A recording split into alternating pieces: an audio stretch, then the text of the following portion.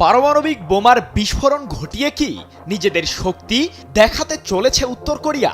Iran যুদ্ধের মাঝেই হঠাৎ কেন পারমাণবিক অস্ত্রের শক্তি জোরদার করার ঘোষণা দিলেন উত্তর কোরিয়ার সর্বোচ্চ নেতা কিম জং উন?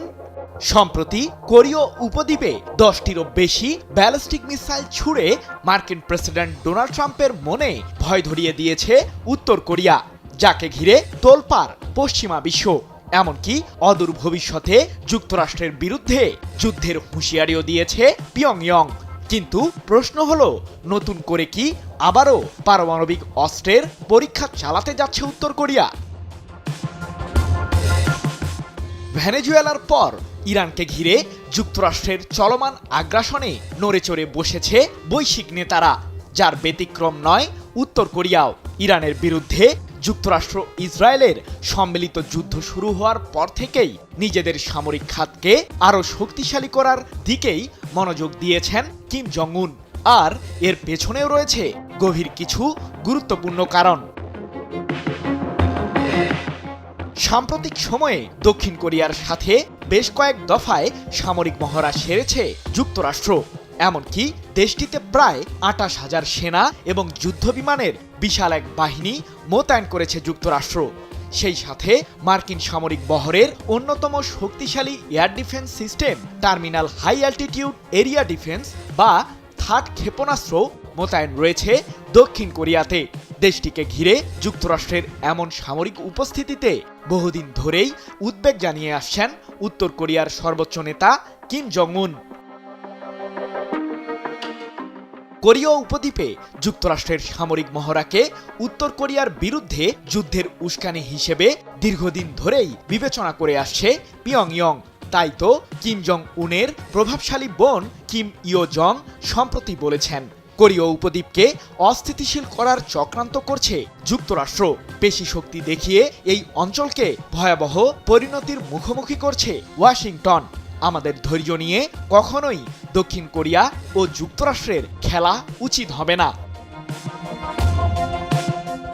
তাহলে কি উত্তর কোরিয়াকেও দমানোর ছক আঁকছে যুক্তরাষ্ট্র?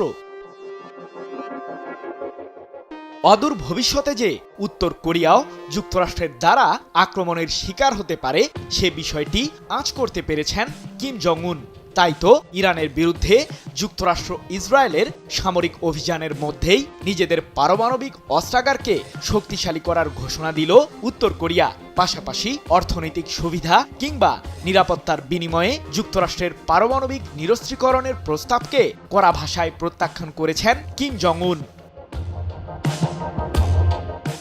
এ প্রসঙ্গে উত্তর কোরিয়ার সর্বোচ্চ নেতা বলেছেন, যুক্তরাষ্ট্রের একতরফা শক্তি ও সহিংসতার ফলে সার্বভৌম রাষ্ট্রগুলো এখন তাদের মর্যাদা ও অধিকার হারাচ্ছে। এটি আমাদের শেখায় যে নিজেদের অস্তিত্ব টিকিয়ে রাখতে প্রতিরক্ষা শক্তি জোরদার করা প্রয়োজন, যার কারণে আমরা পারমাণবিক সক্ষমতা আরও জোরদার করা অব্যাহত রাখব। উত্তর কোরিয়ার দীর্ঘমেয়াদী নিরাপত্তার জন্য এটি অপরিহার্য। 24 মার্চ এক প্রতিবেদনে বিষয়টি নিশ্চিত করেছে যুক্তরাজ্য ভিত্তিক সংবাদ মাধ্যম ইরান ইন্টারন্যাশনাল। এদিকে কোরীয় উপদ্বীপে যুক্তরাষ্ট্রের সামরিক উপস্থিতির মাঝেই সম্প্রতি ব্যালিস্টিক মিসাইল উৎক্ষেপণ করে নিজেদের প্রতিরক্ষা শক্তির জানান দিয়েছে উত্তর কোরিয়া। 10টিরও বেশি ব্যালিস্টিক মিসাইল ছুড়ে মার্কিন প্রেসিডেন্ট ডোনাল্ড ট্রাম্পের মনে রীতিমতো ভয় ধরিয়ে দিয়েছেন কিম জং উন। ইরান যুদ্ধের মাঝে যুক্তরাষ্ট্রকে ঘিরে উত্তর কোরিয়ার এমন উত্তাপে ব্যাপক শঙ্কা বিরাজ করছে হোয়াইট হাউসের শীর্ষ কর্মকর্তাদের মধ্যে। 200-র বেশি সার্ভিস ও ফিচারে লেনদেনের সব বিকাশ অ্যাপে সম্ভব। বিশ্লেষকদের দাবি, পারমাণবিক অস্ত্রাগারকে নতুন করে শক্তিশালী করার ঘোষণা দেওয়ার মাধ্যমে কিম জং উন মূলত ইরানের বিরুদ্ধে যুক্তরাষ্ট্রের সামরিক আগ্রাসনের পরোক্ষ সমালোচনা করেছেন। সেই সাথে প্রয়োজনে যুক্তরাষ্ট্রকেও যে সামরিক হুমকি দেওয়ার সক্ষমতা রাখে উত্তর কোরিয়া সেটার জানানো দিয়েছেন কিম জং উন। সৃজন মাহমুদ, নিউজ 24।